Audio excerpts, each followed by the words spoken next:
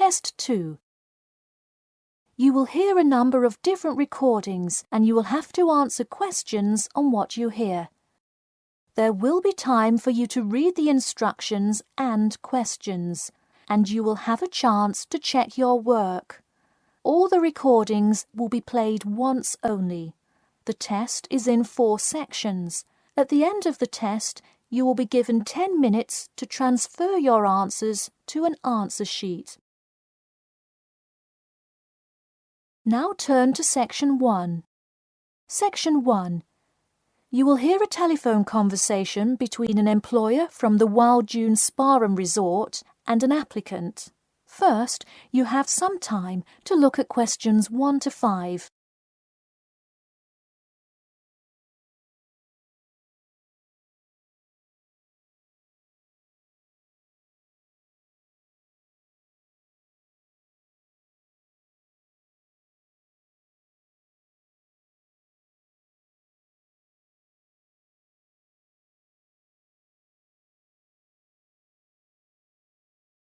You will see that there is an example which has been done for you. On this occasion only, the conversation relating to this will be played first. Hello, is this John Murphy? Hi, yes it is. Hi John, this is Ed Heisenberg from the Wild Dune Spa and Resort, calling about your application for our lifeguard position. Do you have a few minutes to talk? Yes, absolutely. The employer says that he is calling about the application for their lifeguard position. So, lifeguard has been written in the space. Now we shall begin.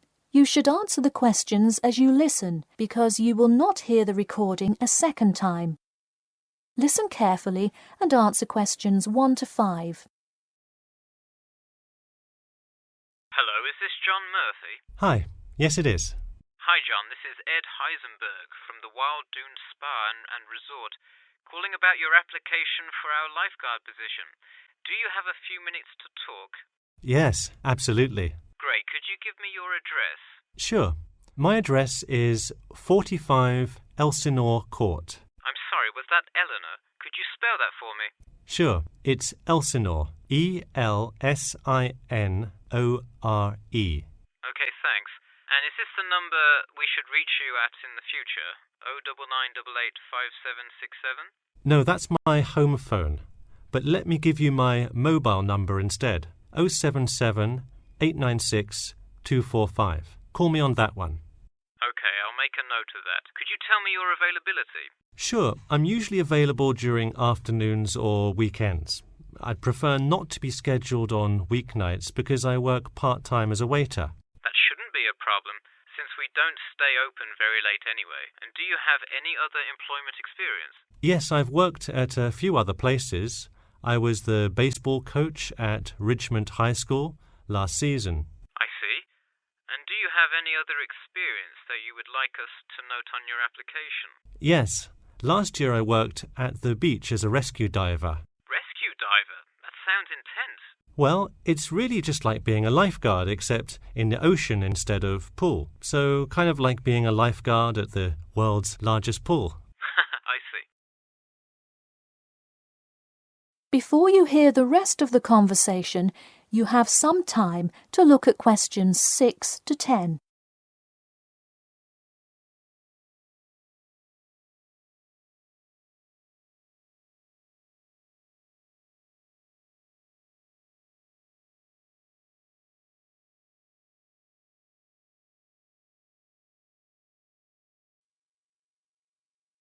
Now listen and answer questions 6 to 10.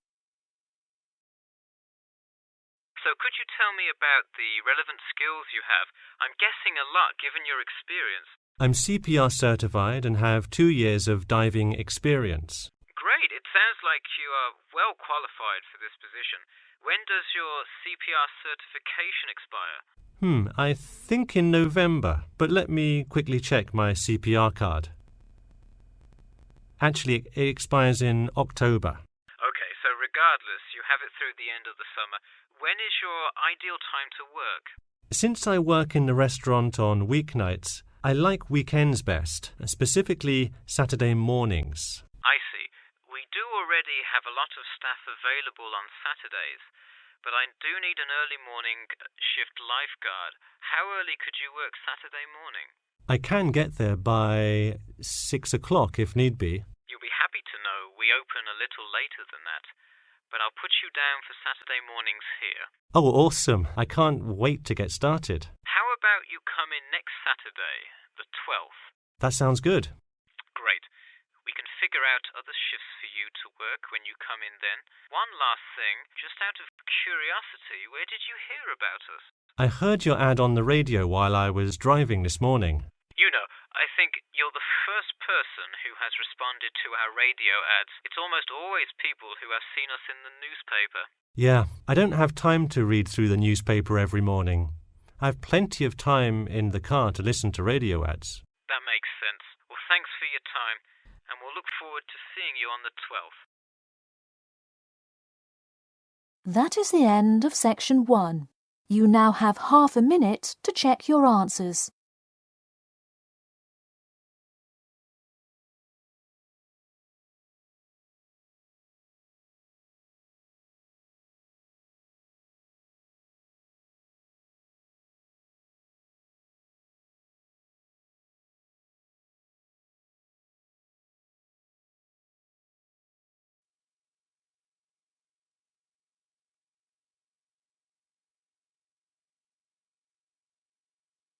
Now turn to section 2.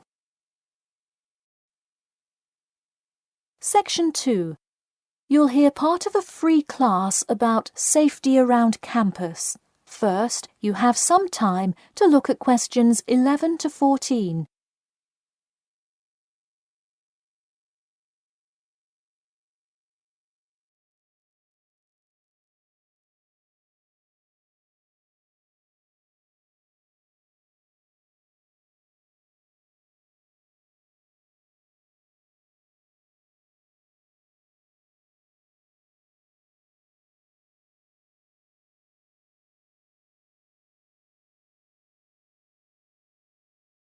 Now, listen carefully and answer questions 11 to 14.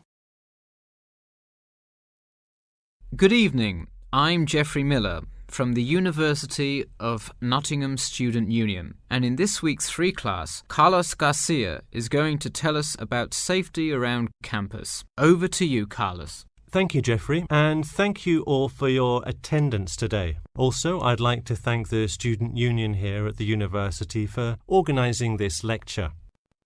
Well, I've been serving and protecting the city of Nottingham for over 20 years now as a member of the police department. Does anyone know what type of crime is the most prevalent on campus? I heard someone say drugs and alcohol. That actually isn't too much of an issue. Violence? Nope. Actually, the biggest thing we worry about here is theft. The nature of crime on Nottingham's campus is quite different from that of the surrounding areas. Crime rates across the East Midlands are very difficult to control. We'd like to see the rate stay the same for this calendar year, but it has been increasing steadily over the past 3 years. On campus, however, I'm happy to say that the overall crime rate has fallen this year.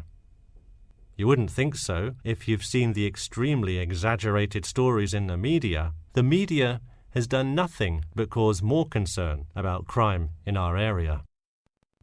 Even the crime shows you see today are a little bit far-fetched, but at least viewers know they're not real events. We'd really like to see more factual news articles out there so the public can have a rational sense of the safety level of our society. Before you hear the rest of the talk, you have some time to look at questions 15 to 20.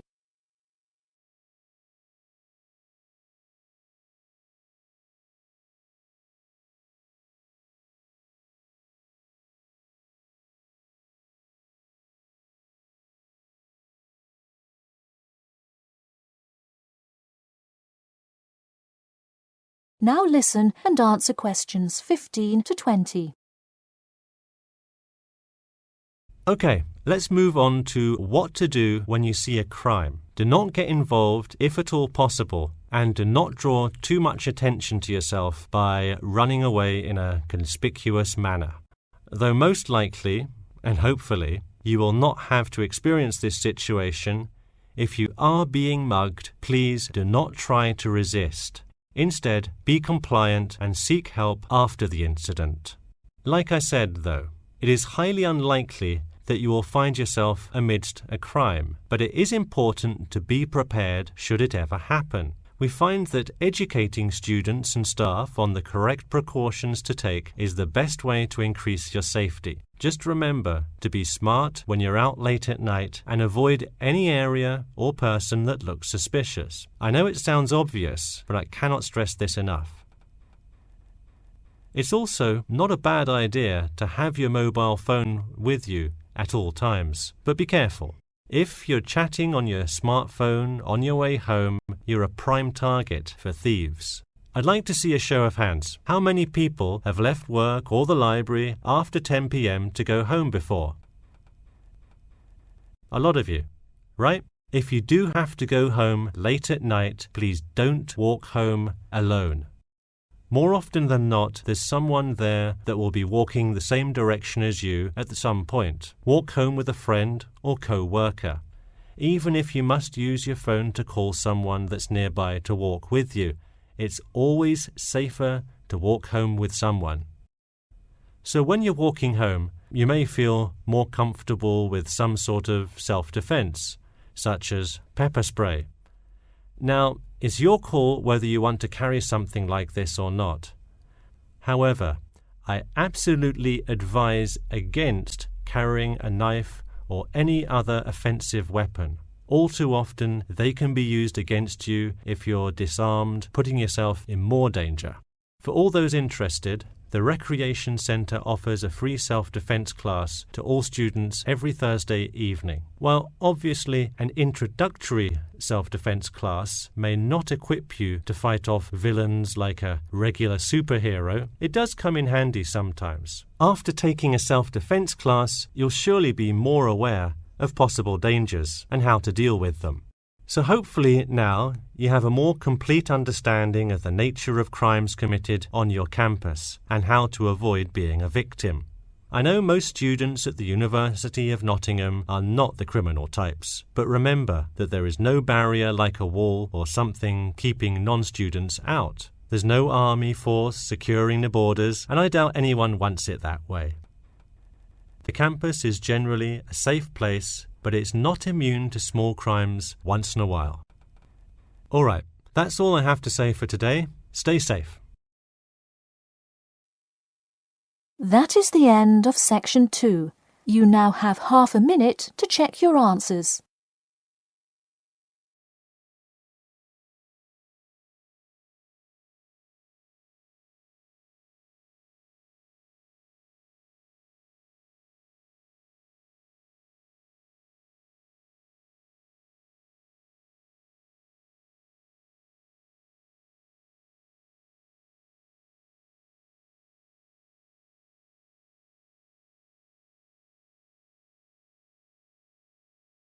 Now turn to section 3. Section 3. You will hear a student called Bobby talking to his tutor about the research project. First, you have some time to look at questions 21 to 23.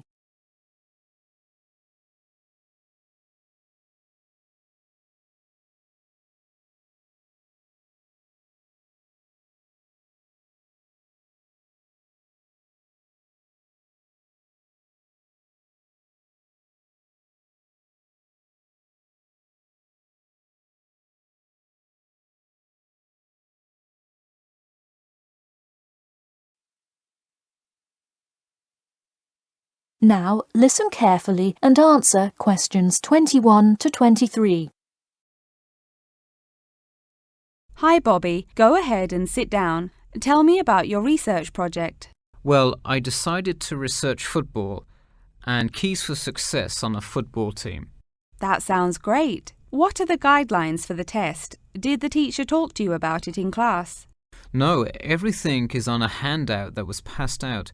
It says that the first draft is due at the end of next week, and the second and third are due later on in the month. I don't understand why we have to keep revising and fixing it. Is this assignment really that important? Well, this project is a major requirement for passing 11th grade English and will go on your permanent record. Oh, really? Does that mean it will affect what English level I am placed in next year? Well, not exactly. You need a good grade to move on, but it is your overall grade and teacher recommendation that determines what level of English you are placed in next year. Anyway, tell me about your topic choice. Do you play football? Well, actually, it's because my father loves the sport. He watches it every weekend. Cool. It's a good idea to report on something you're interested in. Before you hear the rest of the talk, you have some time to look at questions 24 to 30.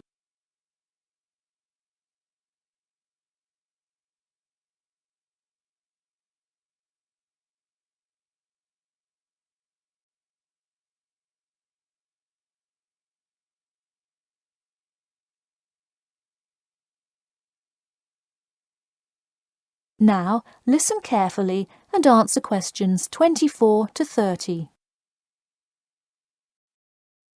I see you worked hard calling players and the head coach to talk, so let's see what information you got.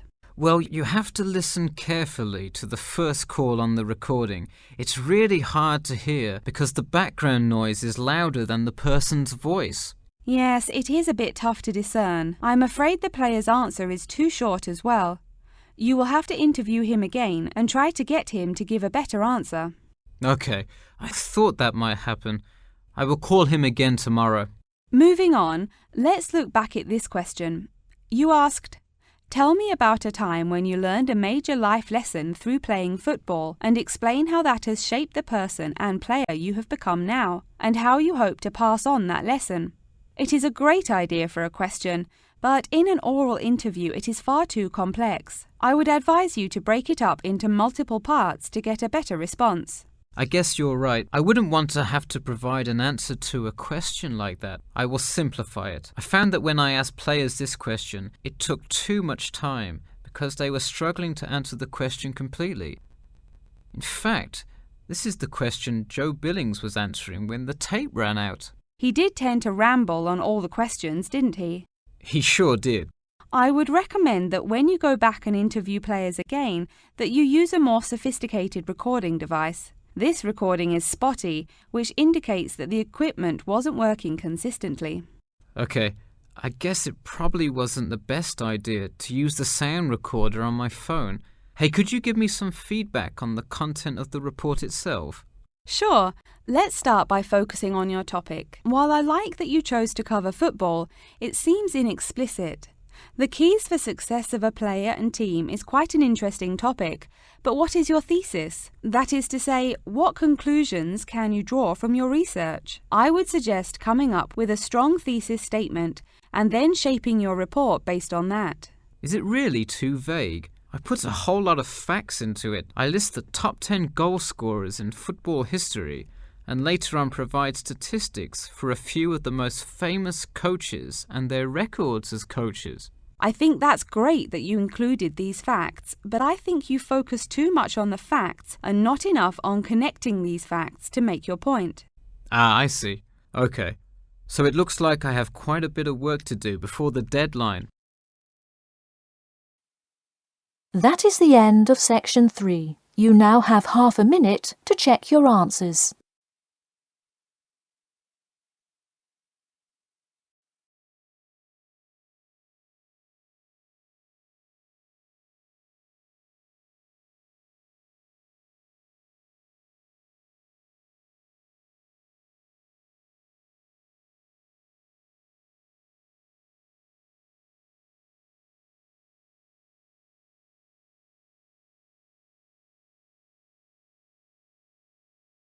Now turn to section 4.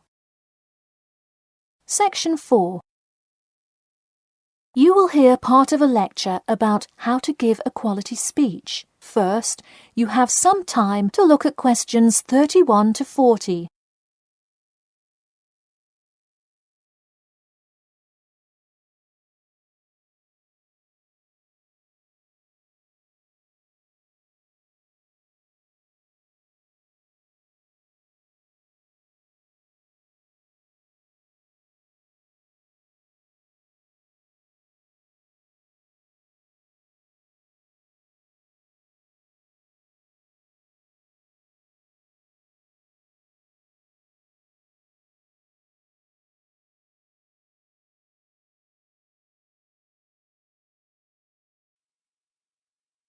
Now listen carefully and answer questions 31 to 40.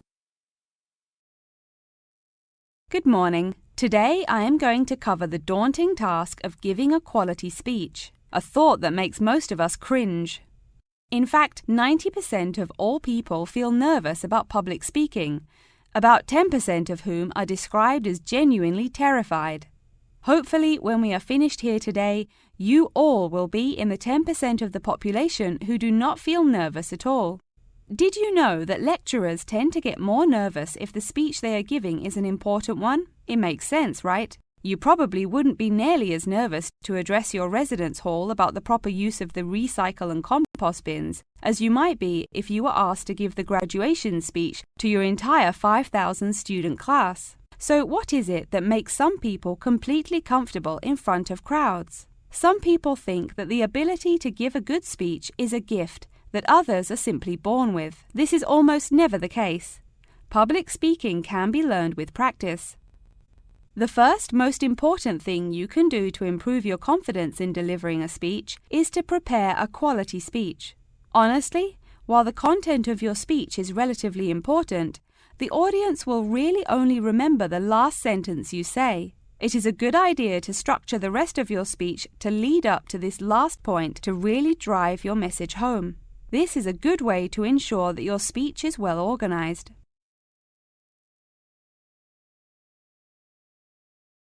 Once you are confident in the quality of the speech you have written, the rest is just about your stage presence. Let's go through some do's and don'ts of public speaking. First, you want to command the attention of the room.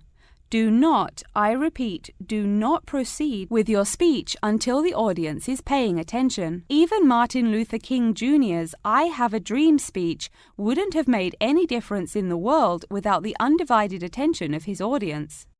To continue with the I Have a Dream example, one of the reasons that MLK was such an effective orator was his ability to speak with passion and engage with his audience. That sort of charisma does not come from reading straight from paper.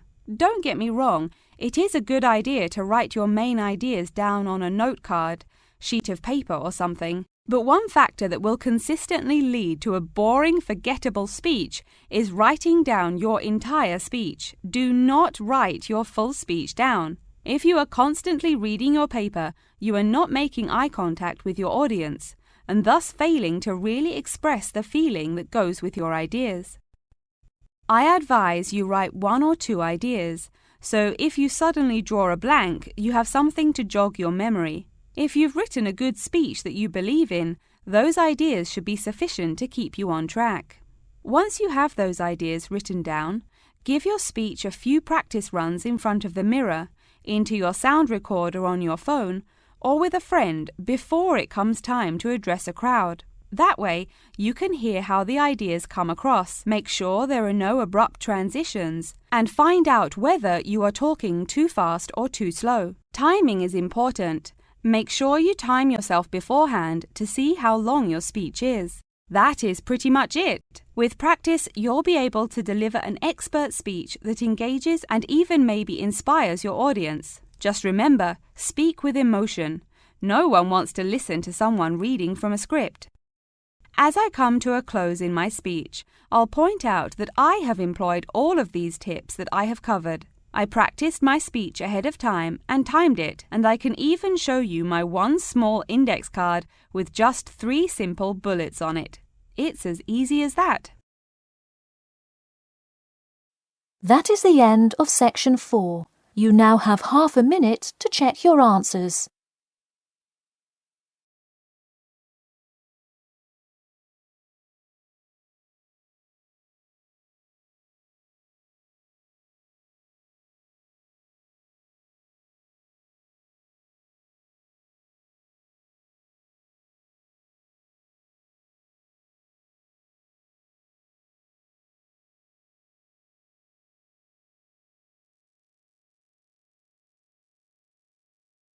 That is the end of the listening test. In the Ielts test, you will now have 10 minutes to transfer your answers to an answer sheet.